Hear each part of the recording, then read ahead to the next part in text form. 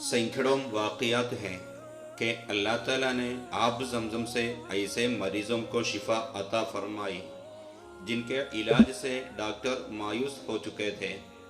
یہ مریض موت کی وادی سے عالم عافیت میں پہنچ گئے۔ ہم اپنے دور کے ایک واقعہ کو بطور نمونہ بیان کرنے پر اکتفا کریں گے۔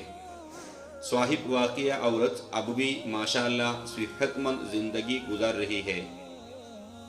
اس کی زندگی اللہ تعالیٰ کی قدرت کی تصدیق کرتی ہے اور رسول اللہ صلی اللہ علیہ وسلم کے اس فرمان کی بھی کہ آب زمزم جس نیت سے پیا جائے کی کفایت کرتا ہے، اور اس فرمان کی بھی کہ آب زمزم خوراک بھی ہے اور شفا بھی۔ یہ مراکش کی ایک عورت لیلا حلو کا واقعہ ہے۔ لیلا کو کینسر ہو گیا تھا۔ اس وقت وہ اللہ تعالیٰ کی یاد سے غافل تھی، بلکہ اپنی صحت اور خوبصورتی پر نازاں تھی۔ جب اسے اپنی بیماری کا پتہ چلا تو وہ بیلجیم چلی گئی۔ ڈاکٹروں نے کہا کہ پستان کاٹنا ضروری ہے اور ایسی کیمیائی دوائیں استعمال کرنا پڑیں گی جن سے سر کے بال چھٹ جائیں گے، دھاڑی اگ آئے گی اور ناخن اور دانت گر جائیں گے۔ اس نے ایسے علاج سے انکار کر دیا اور واپس اپنے ملک آ گئی۔ وہ ہلکا پھلکا علاج کرتی رہی، لیکن 6 ماہ بعد اسے محسوس ہوا کہ وزن بہت کم ہو گیا ہے، رنگ بدل گیا ہے اور دوسری کئی تکلیفیں لاحق ہو گئی ہے۔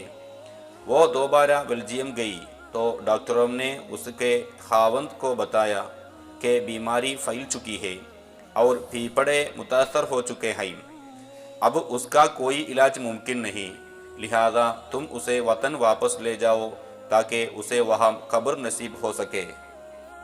لیکن اس کے خاوند کے ذہن میں اچانک ایک ایسی بات آئی جس سے وہ قطعاً غافل تھا۔ اسے خیال آیا کہ ہم بیت اللہ کی زیارت کے لیے جائیں۔ وہ اور اس کی بیوی دونوں بیت اللہ پہنچ گئے۔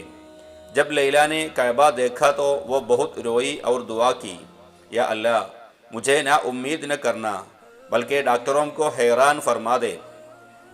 اس نے کثرت کے ساتھ قرآن مجید کی تلاوت شروع کر دی اور خوب سیر ہو کر آب زمزم پینے لگی۔ اسے بیت اللہ کے پاس سکون و اطمینان محسوس ہونے لگا۔ اس نے اپنے خاوند سے مطالب کیا کہ مجھے حرم ہی میں رہنے دیں اور ہوٹل میں نہ لے جایا کریں۔ وہ خود حرم میں معتکف ہو گئی۔ اس کا اوپر والا ڈھڈ پھوڑوں اور زخموں سے بھرا ہوا تھا، جس سے صاف پتہ چلتا تھا کہ واقعتاً کینسر سارے جسم میں پھیل چکا ہے۔ حرم میں موجود عورتوں نے اس سے کہا کہ وہ اپنے اوپر والے ڈھڈ کو بار بار آب زمزم سے دھویا کرے، لیکن وہ اپنے جسم کو چھیڑنے سے ڈرتی تھی۔ آخر اس نے نڈر ہو کر اپنے جسم اور پستان کو، جو کہ خون اور پیپ سے بھرا ہوا تھا، اپنے ہاتھ سے دھونا شروع کر دیا، اور پھر وہ کام ہو گیا جس کا وہم و گمان بھی نہ تھا، یعنی وہ پھوٹے اور زخم ختم ہو گئے، نہ وہاں درد رہا اور نہ پیپ۔ اللہ تعالیٰ نے اسے اس مقدس پانی کی کسی خفیہ خصوصیت کی بنا پر شفا دے، اور رسول اللہ صلی اللہ علیہ وسلم کی یہ بات سچی ثابت ہوئی کہ یہ خوراک بھی ہے اور شفا بھی۔